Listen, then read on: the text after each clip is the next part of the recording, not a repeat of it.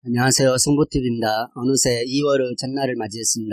이달에는 민족 대명절이 있죠. 어려운 상황에서 맞이한 대명절이 훈훈하고 따스할 수 있도록 여러분 모두에게 좋은 기운이 가득하시기를 바라면서 오늘 국내 농구 2경기와 해외 축구 1경기를 분석해 보겠습니다. 먼저 원주 동부와 부산 KT 경기입니다. 이전 전주 KCC를 잡아내면서 상승세로 돌아선 거 아니냐는 판단을 했던 원주 동부가 직전 안양 KGC에게 73대 84로 패합니다. 전반전에는 45대 38로 승리했지만 3쿼터에 연속되는 김종규 턴오버 정말 어이없었죠. 김종규 턴오버로 인해 13대 29로 3쿼터를 내주면서 패배하게 됩니다. 허영 역시 복귀했지만 8분여밖에 출전하지 못하면서 무득점으로 침묵했죠. 몸 상태가 아직까지도 정상적이 아니라 보입니다. 그리고 허웅과 두경민은 야투일도 만족스러운 결과를 내지는 못했죠. 허웅, 두경민 그리고 김종규, 윤호영 이 선수들이 모두 약간의 부상을 안고 있어 투지 싸움 면에서도 상대보다 부족했던 평가가 나오고 있습니다. 따라서 3쿼터에 상대의 트랩 디펜스와 지역방어에 막히면서 급격하게 무너져 경기를 내주고 말았죠. 충분히 오바도 갈 수 있었던 경기였는데 한 골차로 언더를 기록했던 경기였습니다. 자, 이에 맞서는 KT는 직전 서울 SK를 상대로 79대 65로 크게 승리합니다.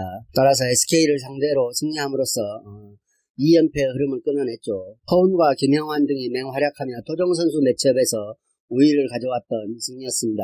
전반은 역시 SK에게 3점 차로 뒤졌으나 후반에 약하다는 인식을 깨고 후반에 41대 24로 승리하면서 경기를 가져왔습니다. 특히 용병 알렉산더가 리임을 사수하는 좋은 수비를 선보였으며 브라운 역시 꾸준한 활약을 펼쳐줬죠. 이번 시즌 원주 동부와 부산 KT의 맞대결에서는 부산 KT가 2승 1패로 우위를 점하고 있습니다.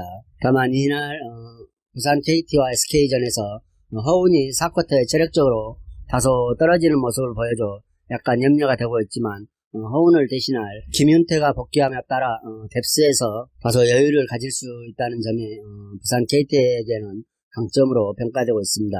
그리고 KT의 득점 패턴은 허운과 양홍석 그리고 김영환 중 한 명이라도 활약을 못하는 패턴이 반복된다면 이 경기는 반드시 내주고 있기 때문에 오늘 동부 윤호영과 배강률이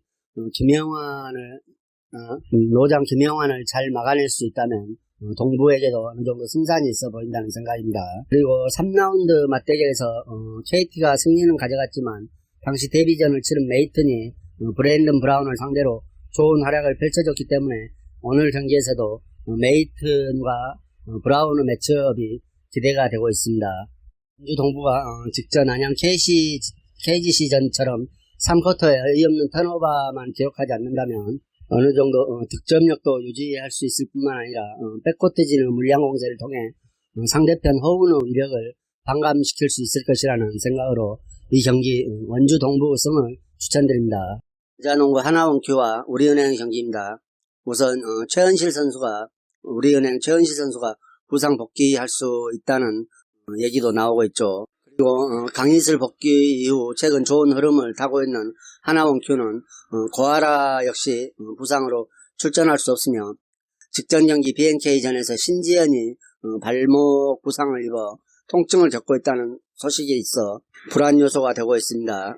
이번 시즌 4번의 맞대결에서는 3승 1패로 우리은행이 우위를 보이고 있으며 최근 3경기에서 모두 우리은행이 큰 폭의 점수차로 잡아내며 우위를 보이고 있습니다. 하나원큐는 강희슬 복귀 이후 삼성생명에게 연장 승부 끝에 짜릿한 승리를 거뒀으며 직전 BNK 썸을 상대로는 79대 77로 역시 짜릿한 승리를 거둡니다. 이를 통해 리그 9연패 이후 처음으로 연승을 기록하고 있죠. 직전 BNK전에서는 4쿼터에만 11대 22로 더블 스코어로 추격을 허용하며 마무리가 좋지는 않았지만 역시 강희슬이 해결사 노릇을 톡톡히 해주었고 강계류와 김지영 등이 13득점씩을 기록하며 강희슬뿐만이 아니라 다른 자원들에게도 득점이 배분되는 효과가 있어 팀 운영의 긍정적인 면으로 작용하고 있다는 평가입니다. 다만 주전 빅맨 양인영이 2득점으로 침묵했고 신지연이 1쿼터 종료 전 발목을 다쳐 경기 종료 통증이 남아있어 오늘 경기에서도 출전이 불투명하다는 게 매우 아쉬움으로 남고 있습니다. 이에 맞서는 우리은행은 여전히 김정은은 부상 중에 있으며 최은실이 오늘 경기에 조금이라도 복귀할 수 있다는 희망이 있어 긍정적인 면으로 작용하고 있습니다. 직전 삼성생명에게 55대 64로 패배를 했지만 이전에 KB와 신한은행을 차례로 잡아내며 저력 있는 모습을 보여줬죠. 직전 삼성생명에게는 그동안 9연승을 기록하고 있었지만 직전 경기에서 패하면서 삼성생명전 9연승이 끊겼죠. 김정은과 최은실의 결장과 더불어 박혜진까지 부상으로 결장한 공백을 도저히 메울 수 없었던 경기였습니다. 따라서 오늘 경기는 양팀 다 많은 부상자들을 안고 경기를 임하기 때문에 경기 향방이 불투명하다고 볼 수도 있겠습니다.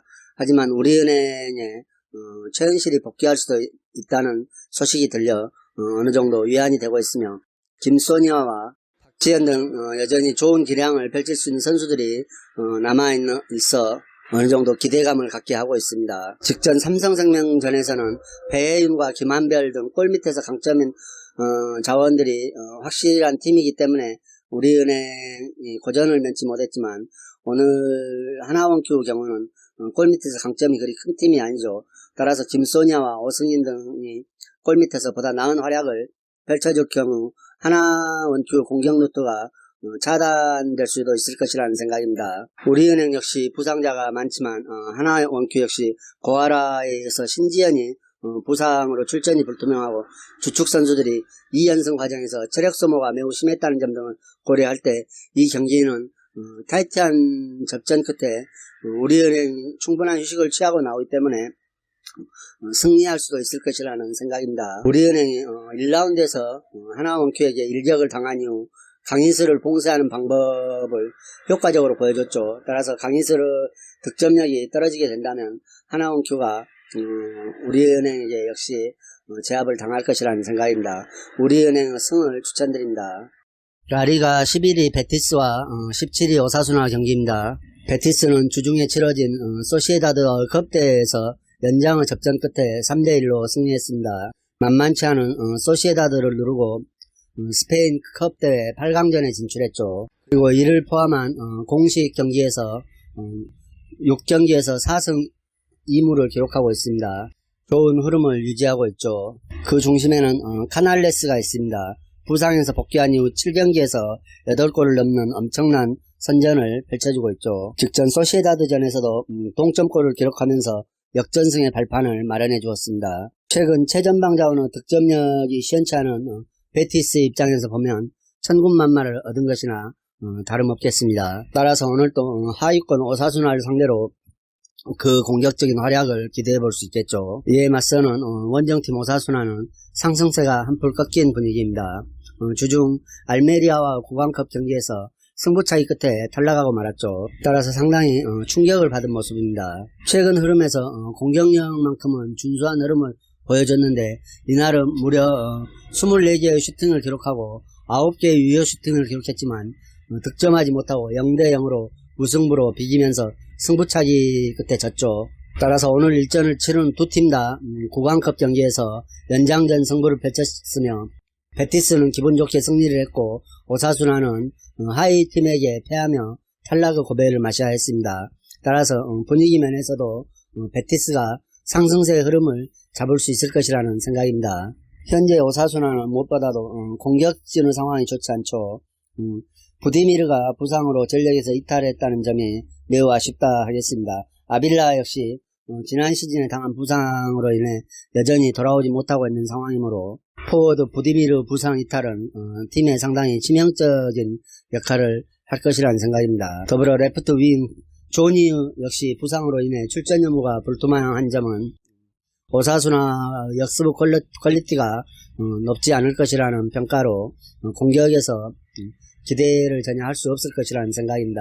따라서 오사수나가 신중하게 경기를 운영할 것이겠지만 최근 베티스 카날레스가 복귀 이후 영급 후 대량 득점을 해주고 있는 때라 기본적으로 득점력을 과시할 수 있을 것으로 보이며 오사수나의 원정 득점을 기대할 수 없는 만큼 이번 경기 홈에서 베티스가 승리할 수 있을 것이라는 생각입니다.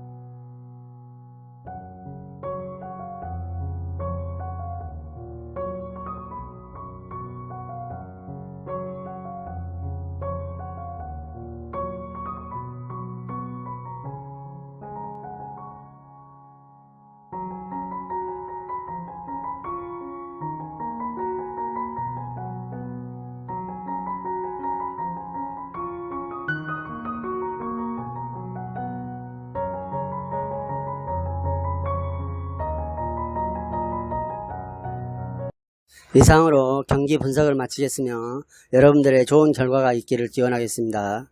그리고 오늘의 분석이 여러분들에게 조금이나마 도움이 되셨다고 생각하면 구독과 좋아요도 꼭 부탁드립니다.